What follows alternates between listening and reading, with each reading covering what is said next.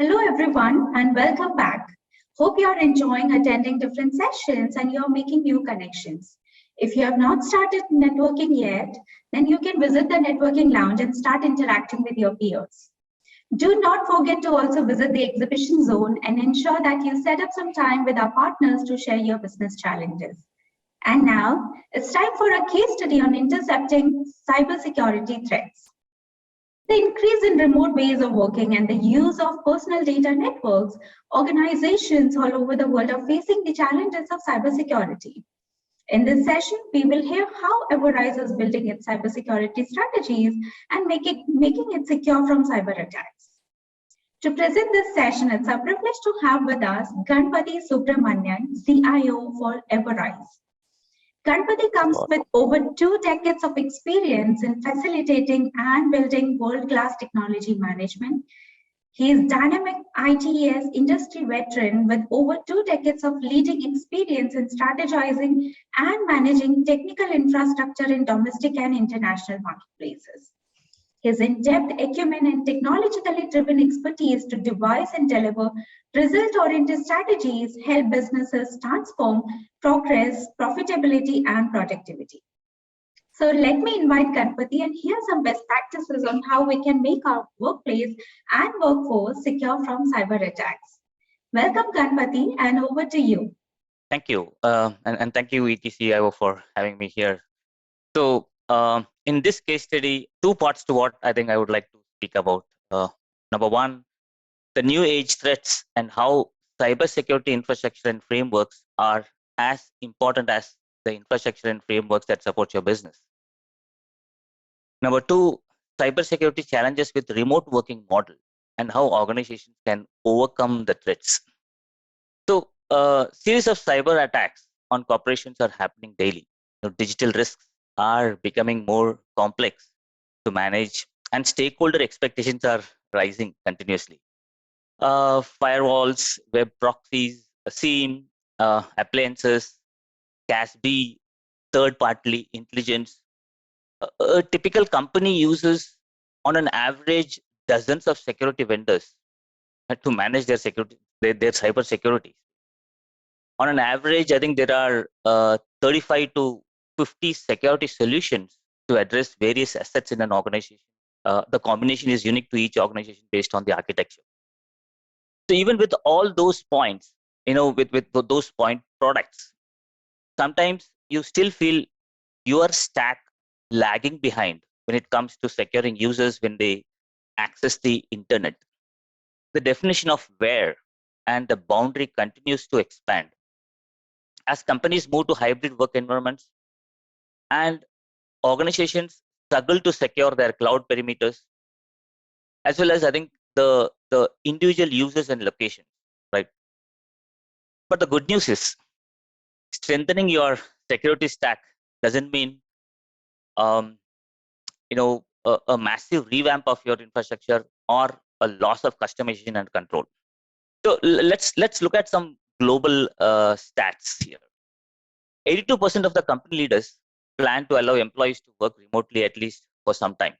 We all know that. 46% of the organizations had a security incident caused by an unpatched vulnerability. Those with a major breach due to an unpatched vulnerability experienced, of course, high levels of data loss. Survey results also show that 85% of threats to an enterprise come through email vector. 90% attacks start from BEX, business email compromise. And around 47% of the incidents detected in security operation centers, SOCs, include a cloud component. The CIS, the Center for Internet Security, says that 80% of breaches could have been prevented if the organization had met the top 5 CIS controls. So how do we manage new age threats? So I'm going to, I think, talk about 6 key areas. I've just picked up some 6 areas. Maybe there are a lot. So number one, you have to integrate your existing solutions and extend the protection. Security appliances, threat intelligence platforms, custom in-house tools. You have already made, I think, investments in your security stack, but it's time to augment them. with the most open cloud security services in the industry. Look for a solution that easily integrates with other systems in your stack and which can extend protection from an on-premise security appliance to devices and sites beyond your perimeter. And then, leverage your investments that you've already made. So convert local threat detection and intelligence from the existing systems into a global threat prevention to protect all your brick and mortar sites, your remote worker, and the setup that you have for your work from home employees, probably your off network users and guests.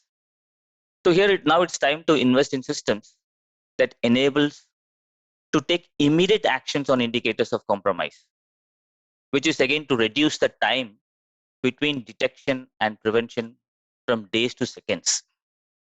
And the second area is, I think, resolving issues with the best of intelligence for better decisions. Your team doesn't need more alarm bells. They don't need, I think, all those events. They need the context. They need the reason behind each and every alert. They need to better prioritize those alerts. They need to understand and remediate those issues. So anyway, we'll cover some of these, in a section later on the use of AI and AI, ML, and analytics. But make sure that you have a solution that can help you make faster and more informed decisions when you need to respond to critical incidents and research potential threats.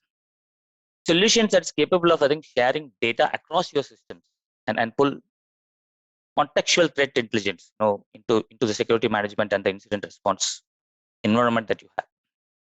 The third area that I want to talk about is having a digital and cyber risk management advisory services added.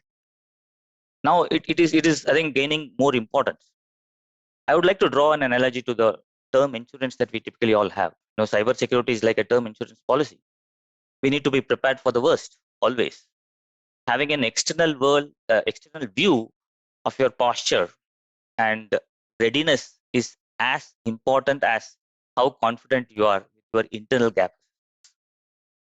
Because digital and cyber cannot be managed just with technology, but require the full range of organizational, cultural, behavioral, and technological responses. Getting this right is fundamental to long-term business success. If your business actually looks at long-term successes, and I think most of the organizations, they need to establish practices to advise business leaders on how to do it. You need to go for, I think, probably someone who can provide a jargon-free advice on the business risks and opportunities around cyber and digitalization, and do not sell a solution to you, or they represent any vendors. So all of this focus on the needs of the C-suite and the board. Treating those digital and cyber risks as integrated leadership and management. This has to be an integrated view.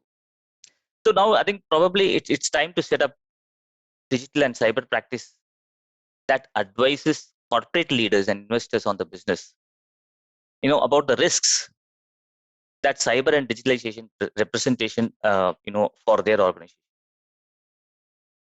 Advisory services, I think, probably can be considered and preferred from organizations having experience at the highest level of enterprise cyber risk management, and whose advice are, I think, because we need a more of development from an external environment, it's better to pick up those advisors who actually are underpinned by deep insight into the developments in the external environment.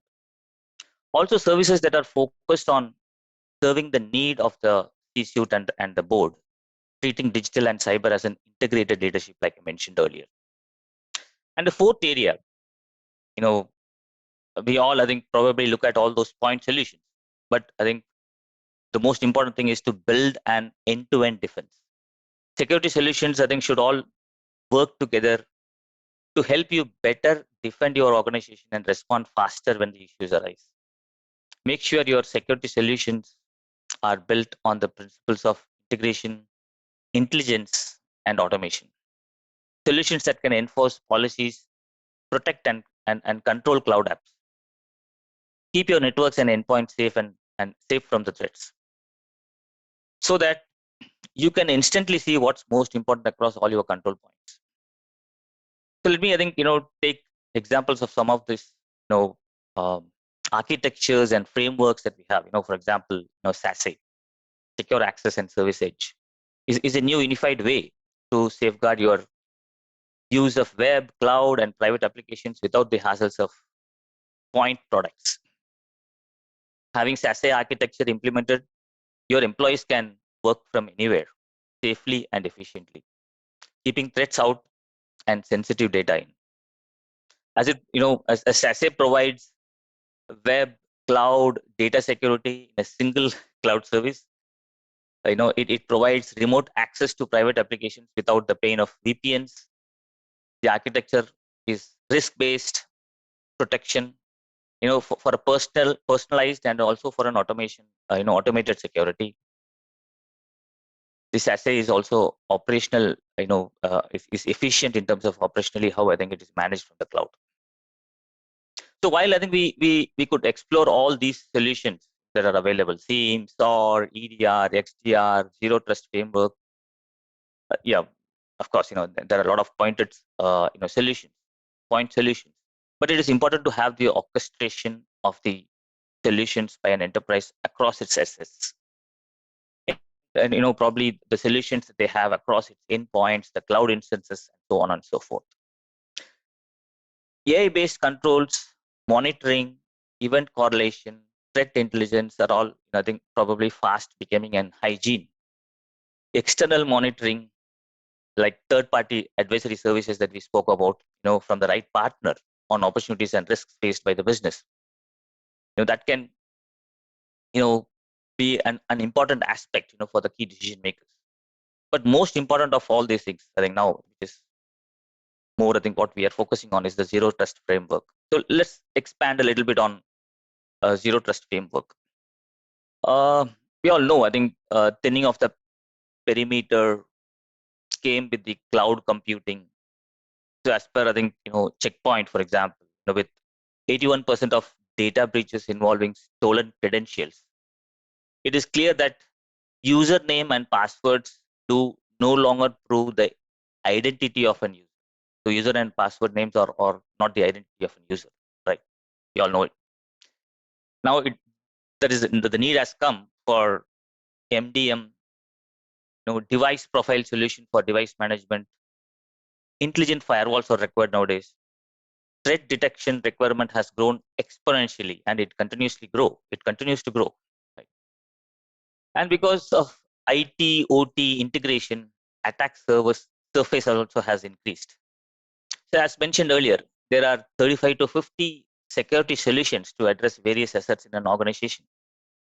But trust is the fundamental requirement for every solution. In the computational world, there can be a mathematical construct for the amount of trust you can have. So measuring the trust and making it zero will improve the security posture, of course. So irrespective of attributes, start building controls inside the framework, the Zero Trust Framework. There are guidelines available for this. Architectural changes are definitely required for Zero Trust implementation, as the need is to authorize and authenticate every access. Everyone need to be authenticated, whether it is an employee or a partner or a client. So it revolves around the question on protection of an asset, the assets that you wanted to secure. How am I granting access to an asset? By implicit trust or by authenticating and authorizing. But keep in mind, I think internet is just a transport layer. It's a transport layer. It's open for everyone. So everyone need to be authenticated, identified for authorizing, and I think and not for any other purpose. It's just for authenticating. When someone actually access the resources over an open internet. So centralize the authorization and the authentication infrastructure for the enterprise as much as possible. In fact, I think it's better to have it completely centralized. So policies based on not just the existing authorization. Based on security infrastructure, it requires changes to the process and technology as well.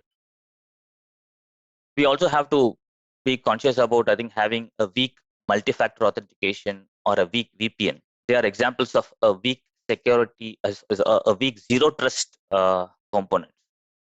So every visitor, including the employee, will be seen as a potential intruder in a zero trust framework, and hence authorized every time in zero trust framework.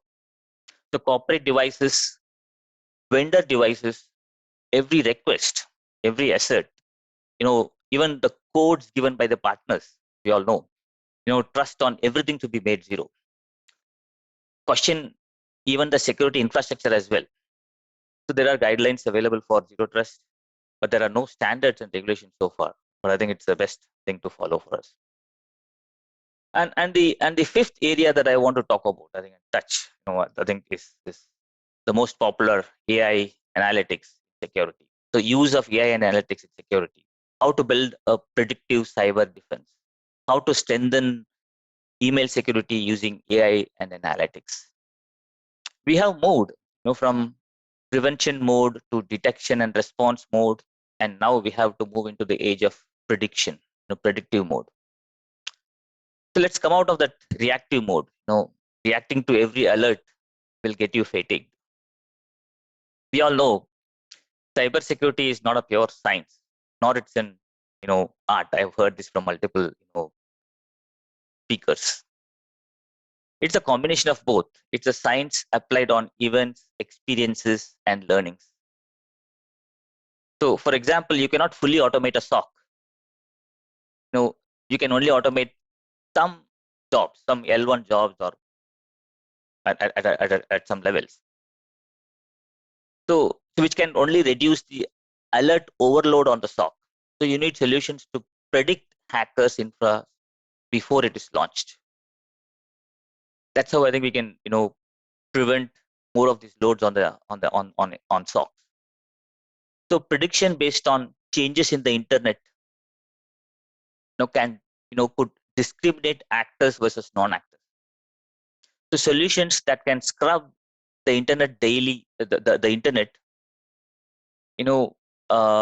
by analyzing the changes in the IP space on a daily basis, by analyzing the changes in the domain name registration, by analyzing the changes in the DNS resolutions, PGP announcements, etc.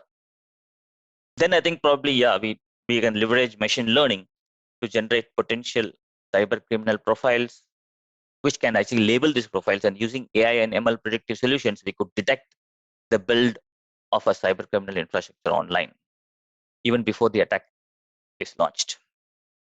The behavior of, I think, the infrastructure acquisition and the setup is systematic and characteristic.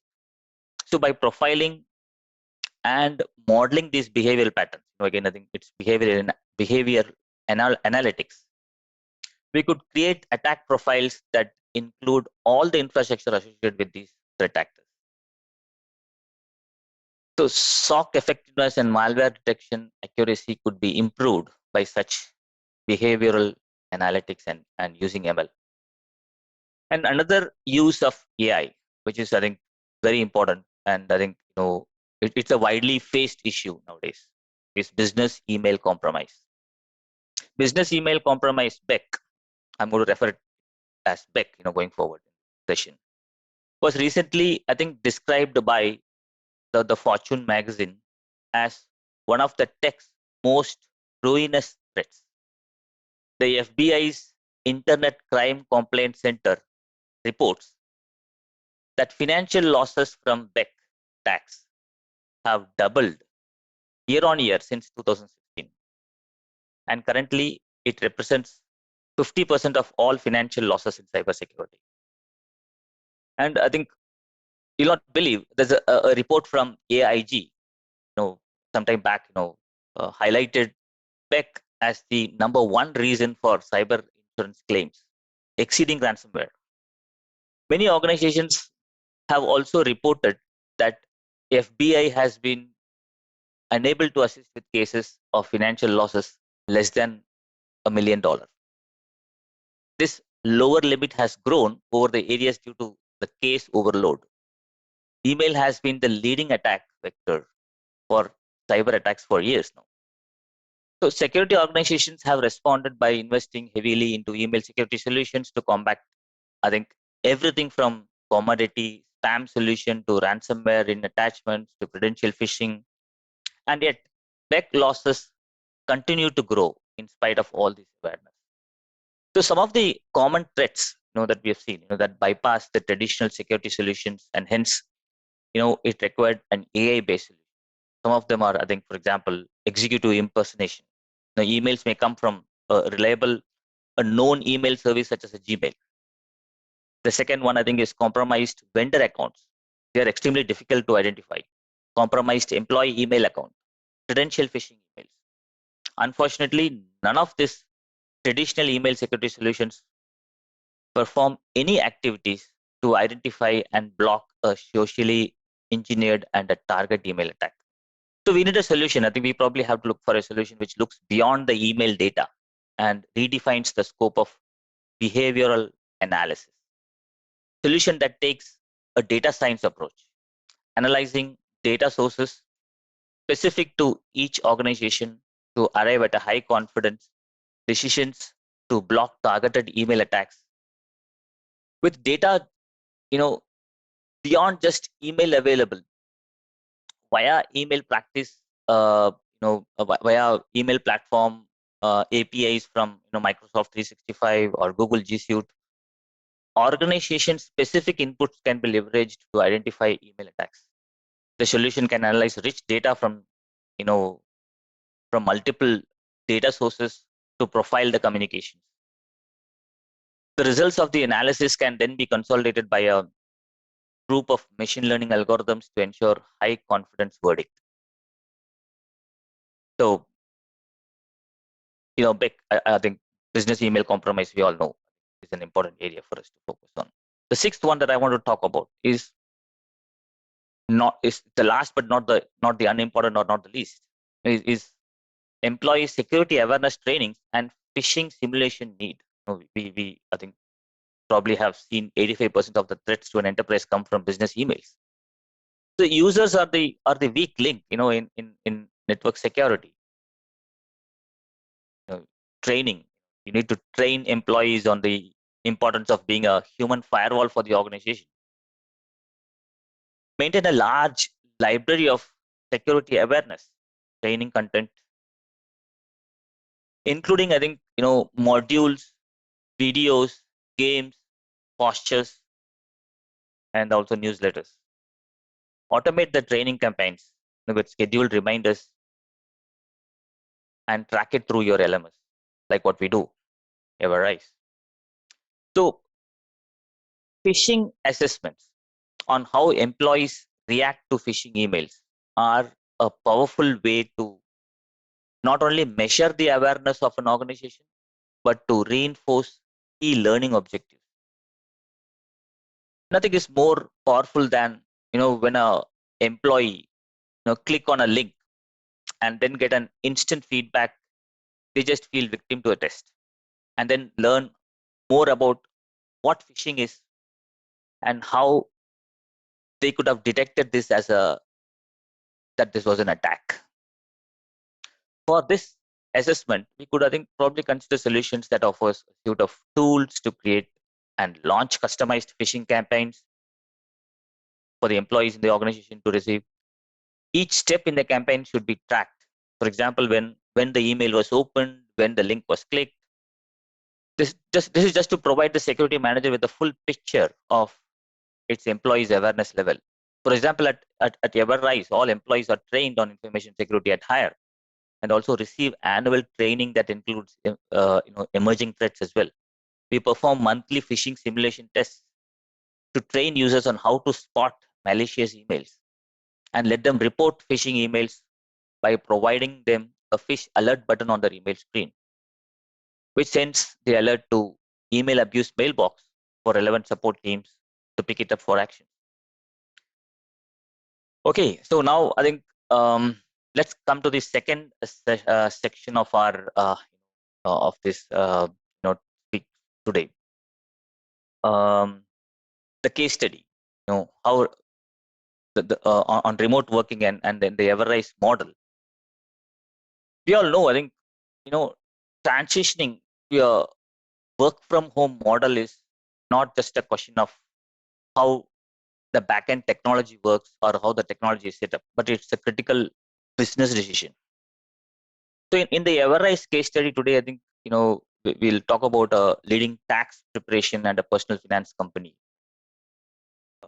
where how Everise nimbly deployed AI-powered agent monitoring solution to meet the surging financial support complaints needs during the pandemic.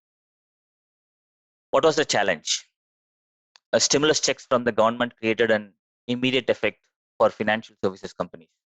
The second stimulus check released in 2020, last 2 years back, increased customer inquiries go up by 400% for the customer.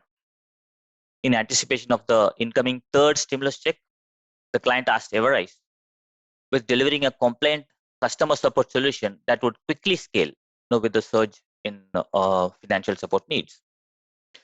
Due to strict lockdown restrictions brought about by the pandemic, support champions could not work in a complaint and office environment, in the brick and mortar environment. The only option was to use a work at home solution to manage the surging volumes. So what did we do? What was our strategy? So due to the financial nature of the client's business, a crucial concern over transitioning agents to a work from home environment was, maintaining a level of security and compliance from a home desktop, was looked at.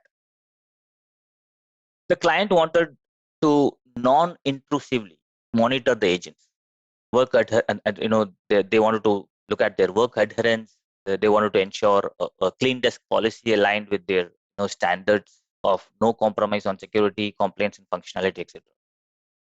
So but with our experience enabling work at home agents pre-pandemic, before the pandemic, we had this experience. Everrise swiftly deployed AI powered agent monitoring system or a solution, which I think in addition to the to the AI powered agent monitoring application that we had, we have the Microsoft endpoint manager, which combines Intune and configuration on top of it. Its integration with the Azure AD on cloud, Defender XDR, and Microsoft 365 applications offered improved security and IT administrator experience. So what did we do? We trained and deployed work at home champions across North America. Solutions had built-in object detection tools, with the solutions that locks agent screens when cell phones or handheld devices or cameras are detected. Facial recognition based authentication tool was introduced to prevent others from viewing the agent's screen. Now, with this setup, I think new champions, the employees are ready to answer common questions about the stimulus check. At the same time, more complex work, which needed expert support, got routed to seasoned agents. So what was the outcome? Adopting this flex shoring model, our operations and IT teams deployed this advanced AI-based remote workforce management and employee monitoring solution, enabling the client to manage the incoming customer support volumes, which I think yielded some of these key benefits, apart from cost savings, rapid remote training and deployment, dynamic routing of volumes in response to a short-term needs, a real-time employee monitoring, which is very important in a remote working environment, productivity enhancements, and most importantly, enforcing compliance and data security, which was very important for us. And that was the need that the customer came up with.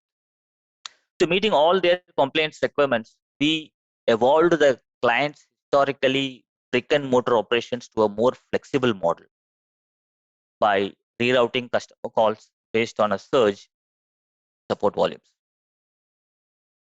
So our solution, enabled the client to become more resilient when faced with this unpredictable shifts in the market. So what are our successes? What are the learnings from this case study for us? I think one thing that we actually realized, before you transition to a remote working model, you must first address concerns on security, compliance, employee and customer experience. Employee experience, we focus more on that. So what are the considerations? What did we consider? What are those things that we focused on? Few things. IT security of the endpoint, the laptop or the desktop, that's addressed. But what about the physical governance of the employees, working from home? That was the question that we wanted to answer through the solution.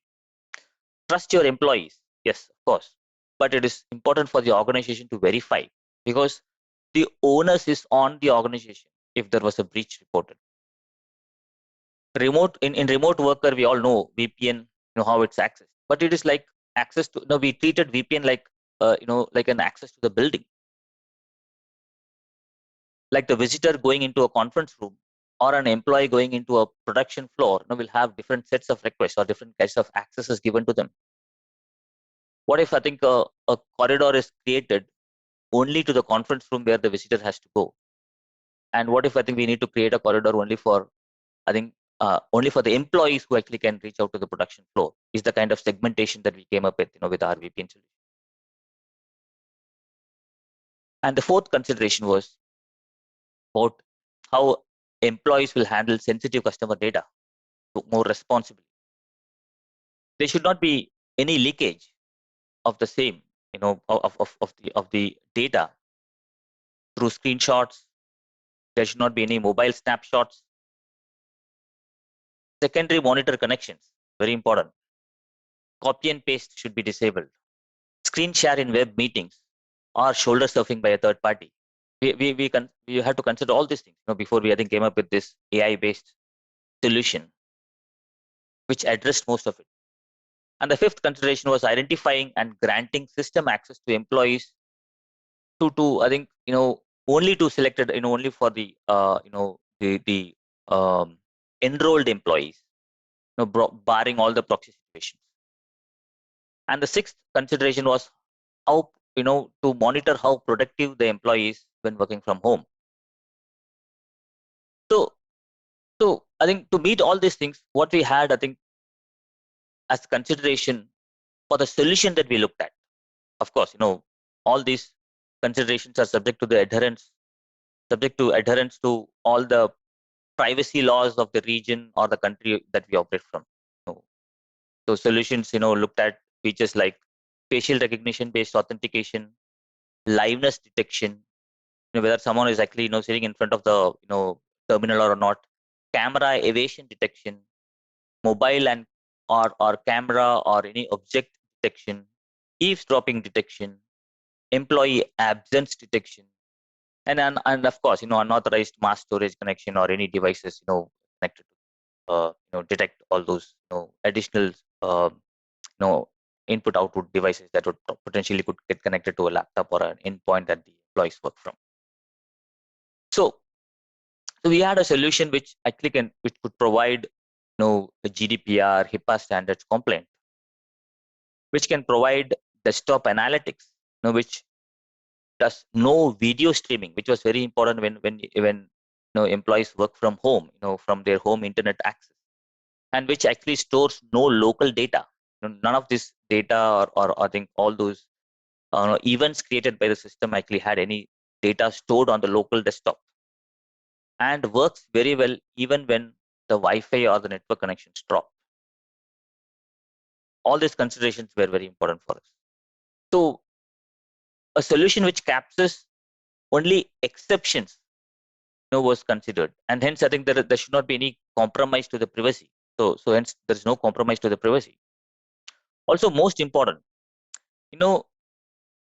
a solution that can detect emotions of the employees, because as employees need the right level of engagement, when they are working from home, we focus more on that, and real-time alerts to assess an employee's well-being as it identifies employees' emotional states.